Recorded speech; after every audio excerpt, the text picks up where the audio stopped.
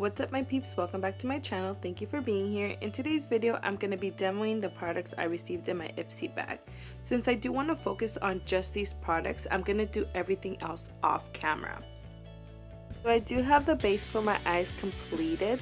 Like always, I will leave in the description box all the products I use even if I did not get them in the bag. I will be going in with the Furless loose pigment in the shade Sneaky. On a flat, wet brush, I like to pick up a little bit of the pigment and stamp it on. This pigment does take a little bit to build up, and be careful with the fallout. I recommend you first doing your eye makeup and then doing your face makeup, just because it can get a little bit messy, and because this is such a dark color, it can also stain if you do rub it off wrong.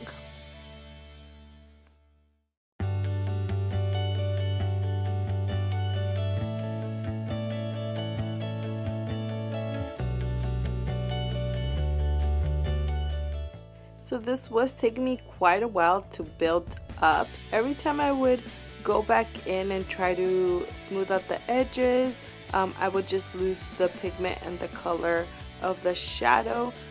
So it was a little bit tough to work with. The shade is beautiful, but in this loose pigment form it is a little bit tough. As you can see there, you can see all the fallout. I mean, it's a loose pigment, so you should expect that. And that's why I put the bake underneath to catch any fallout.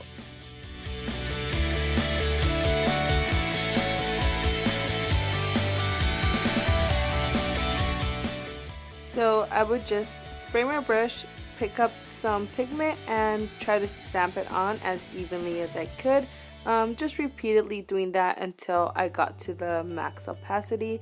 Like I said earlier, this was a bit frustrating to work with, just a lot of fallout, the color would fade, and it was just, you know, a little bit difficult to work with. It does, you do need like a learning curve for this. So because I wasn't getting the full opacity of this color, I decided to go in with some glitter glue and stamp that on. I took very little, just to where I wanted the color at, and I let it get tacky, and then I go in with that same brush and pick up the pigment and just stamp it on top. This really helped keep the color in place, and I did notice that the color was lasting longer with this method.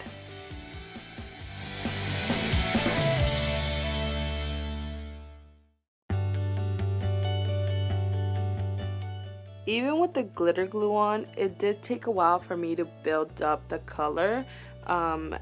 It worked much better, but you just have to have some patience and kind of go back and forth and stamping that color on.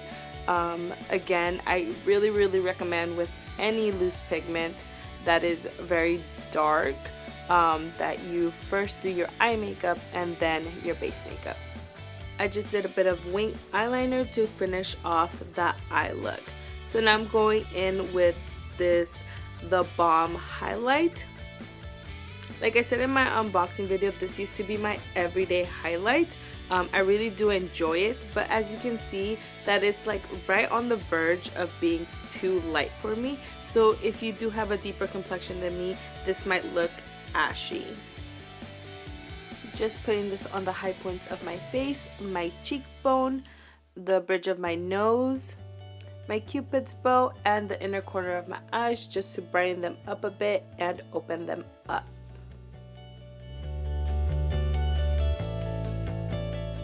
Now I'll be moving on to the lips. First I'm going to go in with the Trust Fund Beauty lip scrub. I really do like this lip scrub. It is very grainy, so it does help take off any of the dead skin.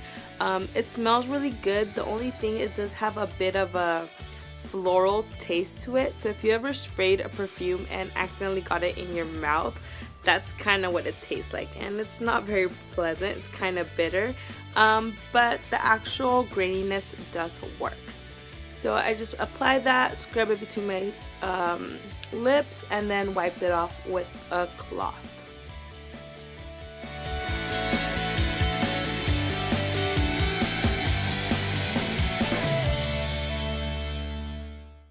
To finish off this look, I'm going to be going in with the NYX Lip Lingerie in the shade Beauty Mark. I really do enjoy the formula of the lip lingeries. They are not too drying, and they do have a matte finish, so I really do like that. This shade in particular is not really my favorite because it is very cool tone, and I don't really think it flatters my skin tone that well. But it did go really good with this eye look. I felt like it brought it all in together, and yeah, it just turned out to be very pretty. This shade I also used to make faux freckles, so if you were looking for a certain shade to use faux freckles, I would recommend this one if you're closer to my skin tone.